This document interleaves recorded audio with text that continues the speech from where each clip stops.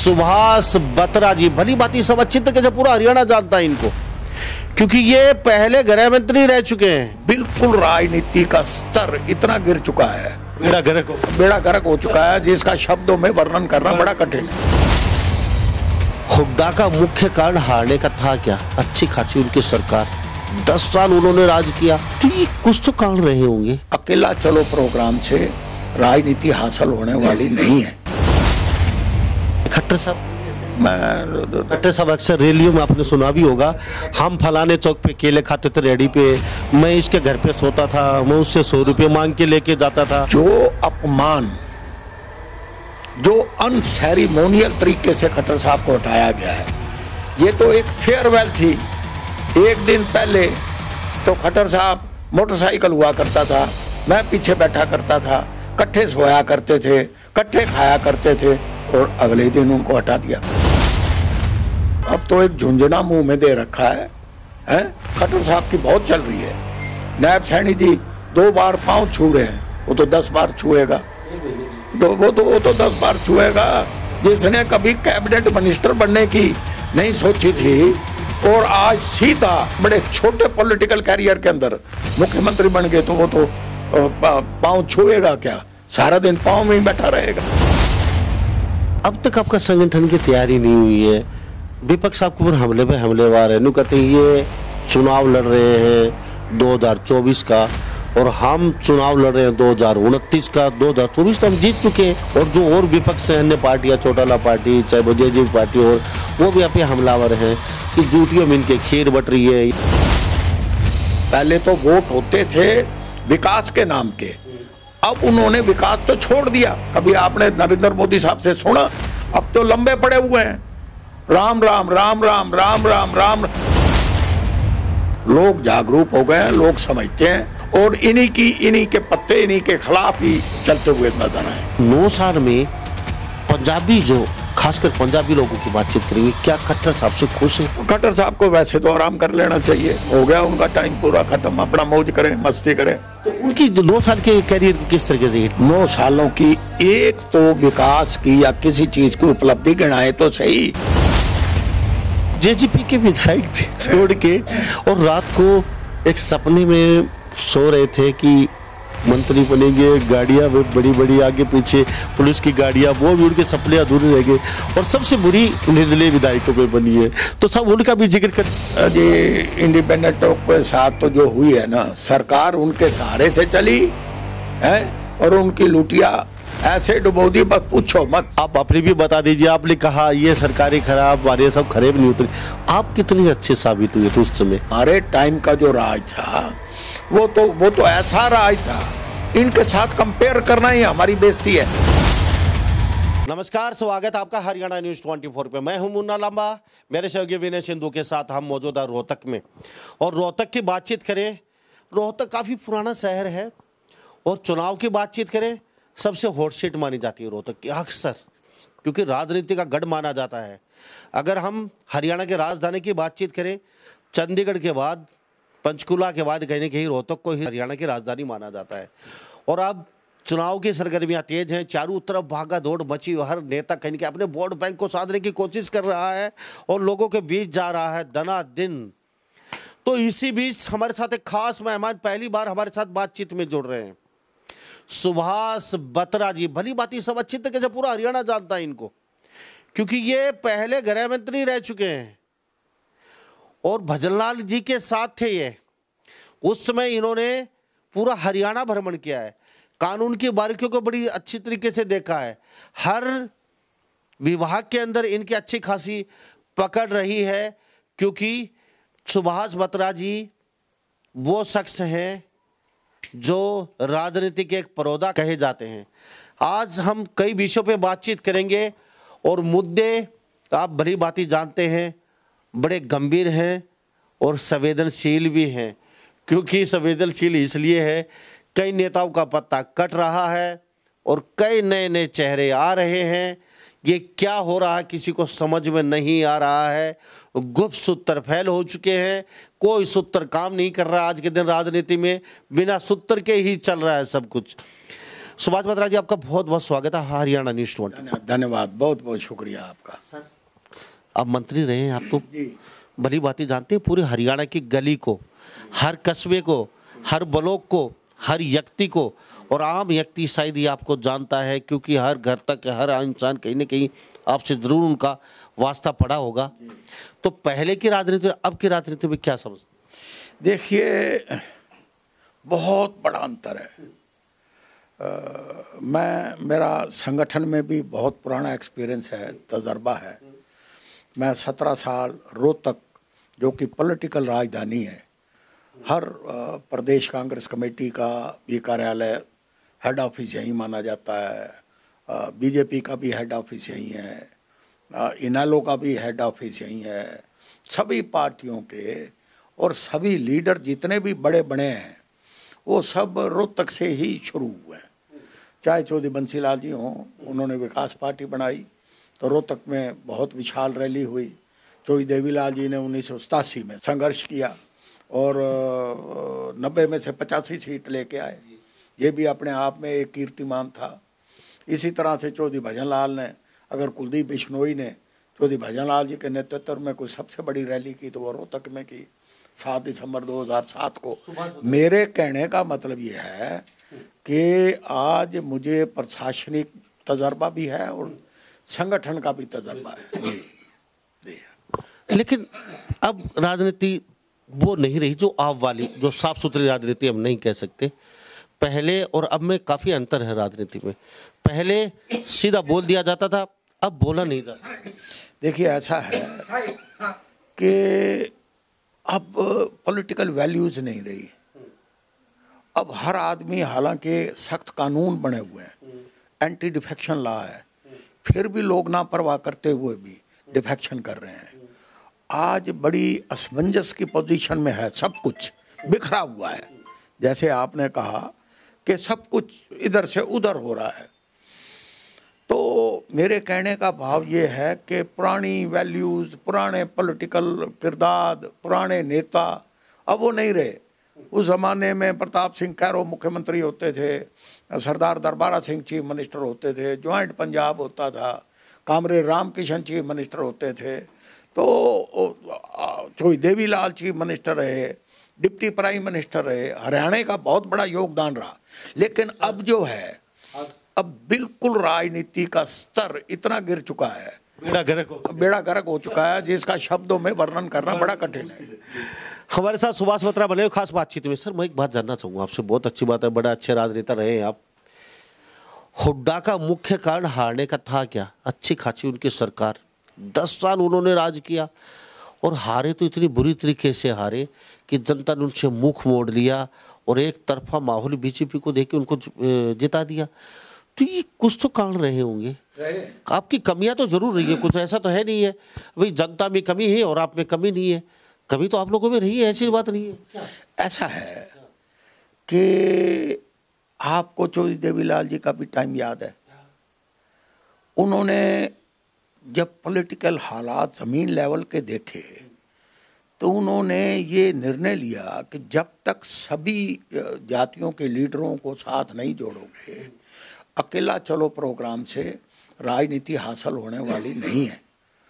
तो उन्होंने पंडित भगवदयाल जी को साथ लिया, उन्होंने मूलचंद जैन जी को साथ लिया, उन्होंने चौधरी चांदराम जी को साथ लिया, उन्होंने बलवंत राय तायल को साथ लिया, उन्होंने स्वर्गीय डॉक्टर मंगल सैन जी को साथ लिया, जो पंजाबियों के बड़े लीडर थे, और सबका ताना बाना जोड़ के उन्होंने एक माला को परोया और संघर्ष का आह्वान किया और 90 में से 85 सीट ले गए। सबसे बड़ा दुर्भाग्य ये है कि जब तक अकेले चलो की राजनीति में चलोगे, राजनीति में सबको साथ लेना बहुत ज़रूरी होता है। आप इतने बड़े लीडर हैं, पूरा हरियाणा भारत आपको देख रहा है, तो आप ये सजेशन दे तो सकते थे, अब ये क्या कर रहे हो, आला कमान को आप बता तो सकते थे भाई चलो आपकी यहाँ किसी से नहीं बनती होगी, यहाँ जो हुड्डा साहब हैं या दीपेंद्र या और जो अपने आप को बड़े लीडर बोलते हैं, लेकिन आप दूरभाष पे बात करके लेटर डाल के उनको अवगत करा सकते भाई ये गलत हो रहा है, इस तरीके से पार्टी हमारी उठे नहीं की, कमी तो आपकी भी रही है। आप एक बात को समझिए कि जब कोई मुख्यमंत्री लंबा चलता है, कांग्रेस में भी।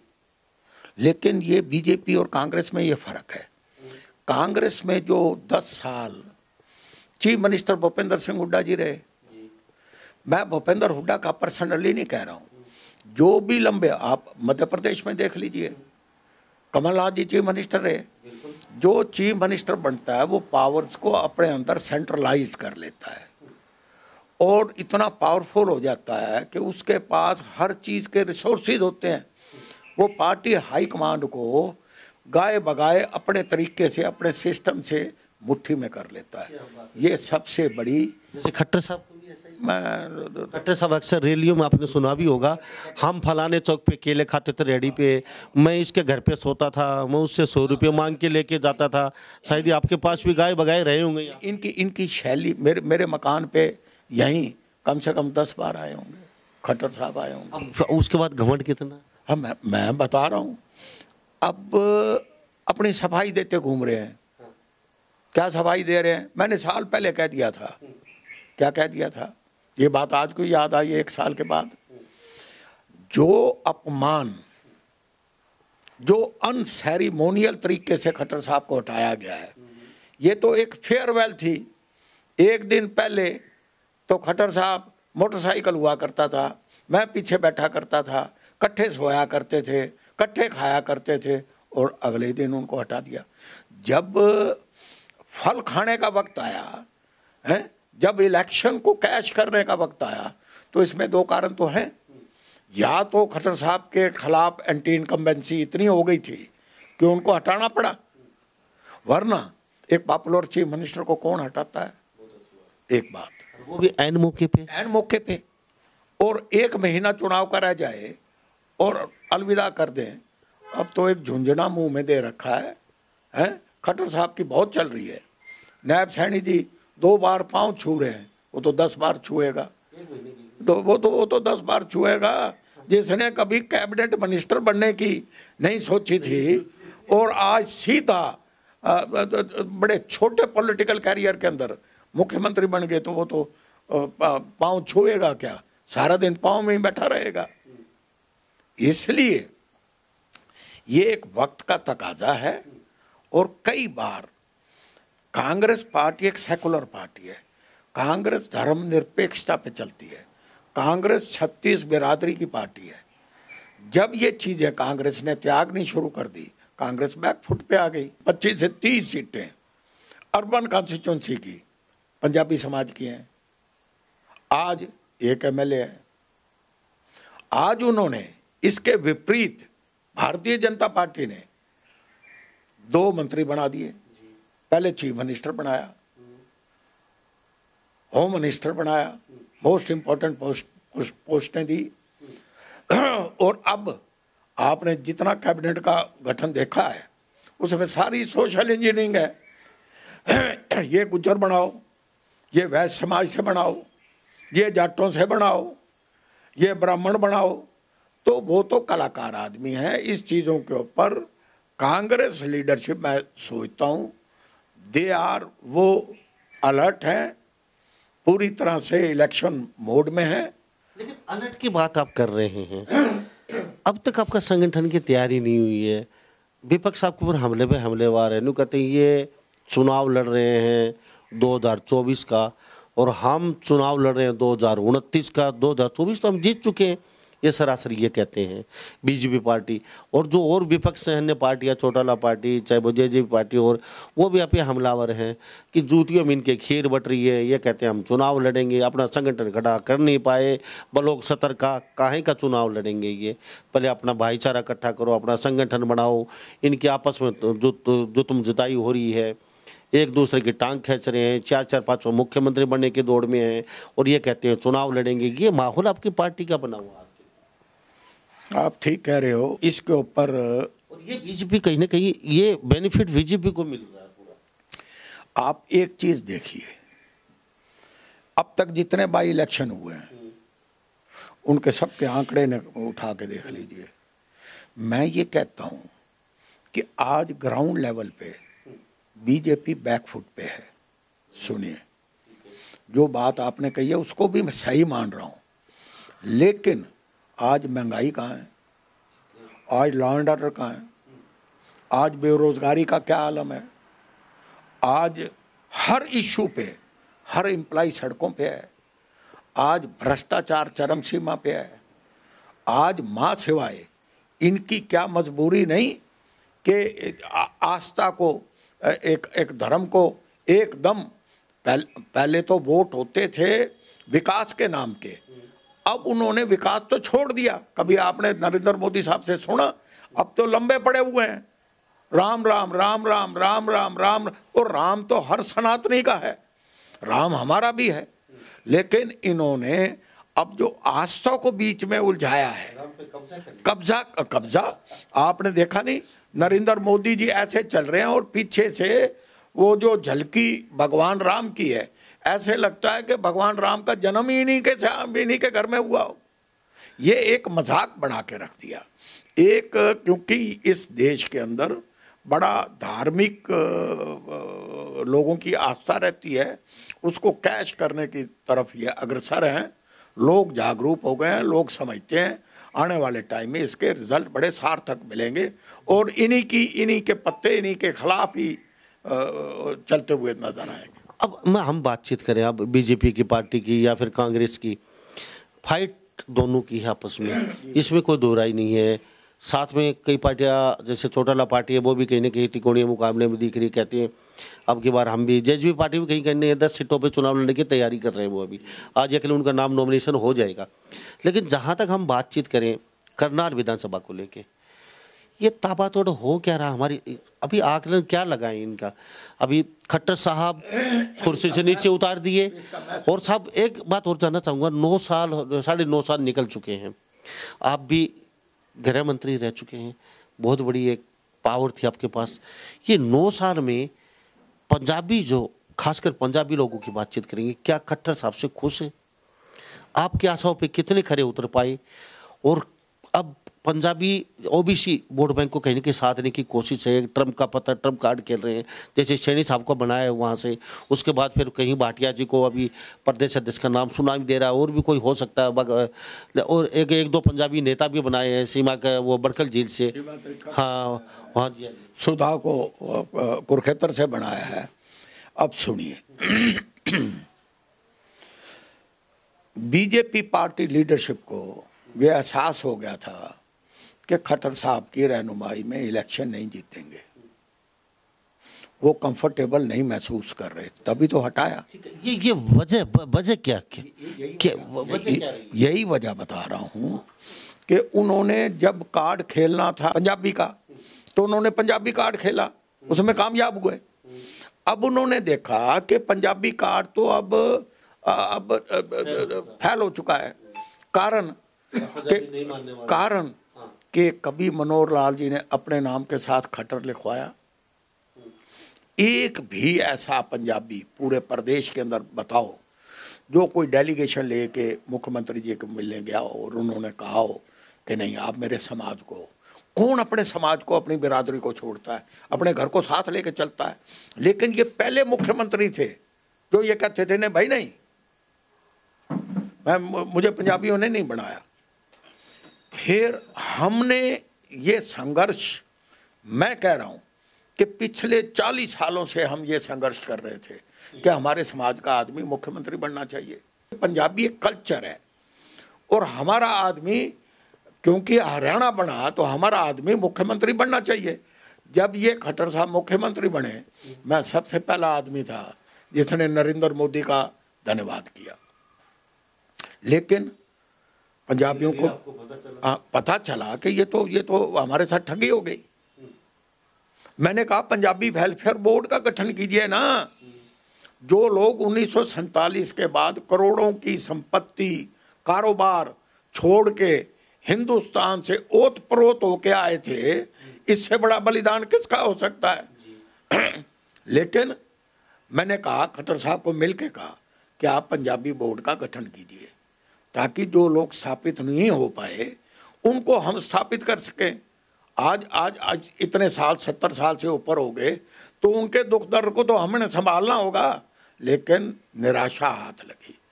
अब खट्टर साहब को बदल दिया, अनसेरिमोनियल तरीके से बदला। रात एक दिन पहले तो मोटरसाइकिल पे बैठे आनंद ले रहे हैं और क्या खट्टर साहब खुश हो रहे हैं कि प्रधानमंत्री आपकी तारीफ कर रहे हैं, और अगले दिन उनको अलविदा कर। और नड्डा साहब आ रहे थे, वो भी नहीं आए उनकी सभा में। उसके बाद वहाँ रोने भी लगे वो भाषण में, बाकायदा लोगों के पब्लिक के बीच में, और माइक के ऊपर ही मतलब रोने लगे। ये 4 दिनों का जश्न था, 4 दिनों का लॉलीपॉप था, ताकि लोगों की भावना जो है ना, हमारे देश में इलेक्शन आखिरी महीने का होता है, मेमोरी बड़ी शॉर्ट है। ये एक झुंझुना एक 4-5 दिन, एक हफ्ता चला। नैब सैनी ने भी पाँव छुए, फिर जाती दफ़ा पाँव छुए, आई समझ। और वो तो पाँव छुएंगे, लेकिन अब आप देख लो, आप ही कह रहे हो नड्डा साहब गए नहीं। अब ऐसा पहले कभी देखा है कि उनकी मुख्यमंत्री तो जब जाता है ना, तो 1 महीना 15 दिन तो कोठी में रहता है। ये उसी दिन हाथ जोड़ के, और उसने पोजेशन भी ले लिया, और खट्टर साहब बाहर भी आ गए।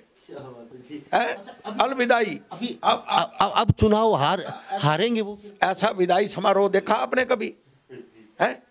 लेकिन it is a power game. मैं ये नहीं कहता कि खट्टर साहब चुनाव हारेंगे या जीतेंगे, मैं ये नहीं कहता हूँ। पंजाबी का जो ट्रम्प कार्ड था वो तो आप साफ कह रहे हैं वो फेल हो चुका है। जो पंजाबी की भावना थी उनको ठेस पहुंची, उन्होंने बहुत उत्साह के साथ मदद की थी, वो मदद वो नहीं कर पाए। लेकिन मुकाबले में है कौन? कांग्रेस पार्टी। उसके प्रति कोई पंजाबियों का कोई स्नेह नहीं है। उन्होंने पंजाबी समाज के लिए क्या किया? आज जहाँ 13 मिनिस्टर और 11 मिनिस्टर होते थे, आज एक MLA है। मेरे कहने का मतलब ये है कि आज पंजाबी समाज कंफ्यूजन में है, असमंजस की पोजीशन में है, और कौन उनको प्रभावित कर सकता है। अब ये लगे हुए हैं कि पार्टी का प्रधान बीजेपी का भी भाटिया को बना दो।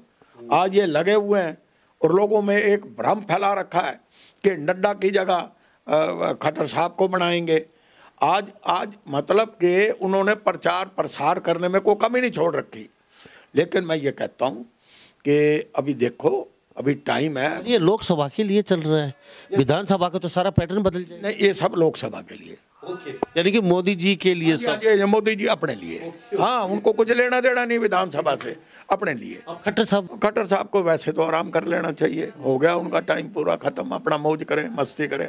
तो उनकी 2 साल के कैरियर को किस तरीके से, हिटलर शाही के तरीके से, जैसे कई जगह हमने देखा लोगों को कुलन गलवाते, किसी को चांद पे भेजते। 9 सालों में भ्रष्टाचार चरम सीमा पे गया। 9 सालों में बेरोजगारी चरम सीमा पे गई। 9 सालों के अंदर law and order total collapse हुआ। 9 सालों के अंदर हर एम्प्लॉय सड़क पे आया। 9 सालों की एक तो विकास की या किसी चीज़ की उपलब्धि गिनाए तो सही। हाँ, एक काम जरूर किया, अयोध्या में रामनगरी का मंदिर का शिलान्यास रखवाया, जो कि सुप्रीम कोर्ट में केस पेंडिंग था और सुप्रीम कोर्ट के डिसीजन के बाद मंदिर बनना था। लेकिन उसको कैश करने में कितनी इनको सफलता मिलती है, ये आने वाला समय बताए। ठीक है, अभी मैं चलते चलते मैं बात जानना चाहूँगा आपसे, अब क्या लग रहा है आपको, माहौल कांग्रेस फाइट में है या फिर कहीं ना कहीं बीजेपी आपकी? अगर कांग्रेस ईमानदारी से एकजुट हो। क्या ईमानदारी होनी? ईमानदारी ये होनी चाहिए, जैसे 100 काल बड़े लीडर है, चौधरी भूपेंद्र सिंह है, शैलजा देवी है, और सभी कास्टों के लीडर हैं। ये काम होता है घर के कर्ता का।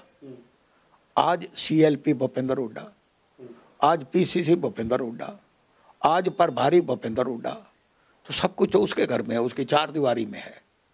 आज जिम्मेवारी किसकी बनती है? सबको साथ लेने की। जो घर का मुखिया होता है उनका फर्ज बनता है कि सबको साथ लेके चलें और एकजुट होके अगर ये खड़े हो गए तो मैं कहता हूँ आप देख लेना, अगली सरकार भी अपना हरियाणा की बनेगी और बीजेपी में भी जो है बड़ा ज़बरदस्त झटका लग सकता है अगर कांग्रेस से यूनाइटेड। अब एक बात और जानना चाहूँगा, पुराने अब लीडर हैं, इंद्रजीत को अपोजिट अभय सिंह यादव नांगल चौधरी से वो मंत्री बना दिया, उनका मंत्री पद कुलदीप बिश्नोई के लड़के को कैले के किनारे कर दिया।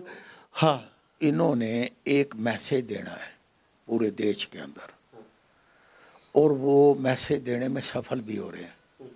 क्या? देश में सिर्फ नरेंद्र मोदी। वोट देना है तो मोदी को दो।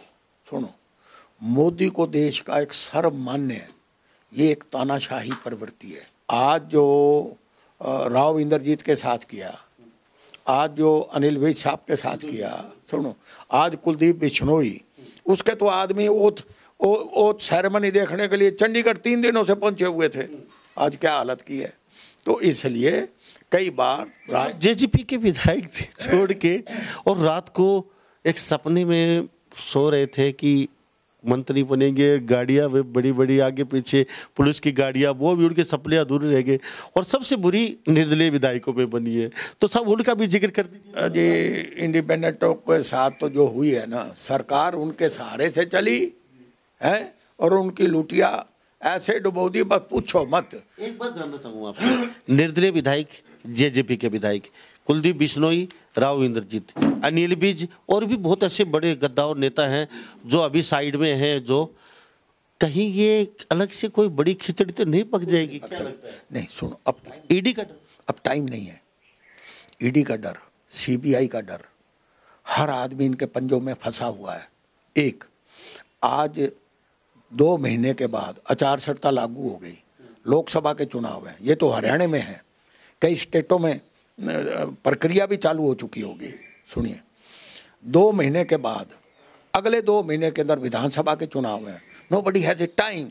अब विश्वास मत सबसे पहले जो हासिल कर लिया, अब 6 महीने तक उनको विश्वास मत हासिल करने की भी जरूरत नहीं है। वो क्या कर सकते हैं? They stand nowhere. अब चलते चलते आप गृह मंत्री रहे हैं, पूरा सिस्टम संभाला है, आप अपनी भी बता दीजिए। आपने कहा ये सरकारें खराब, हमारे सब खरे भी नहीं उतरी, आप कितने अच्छे साबित हुए थे उस समय? आपका लॉ ऑर्डर कैसे काम करता था? मेरे पास होम का महकमा था, मेरे पास लॉ एंड जस्टिस का महकमा था।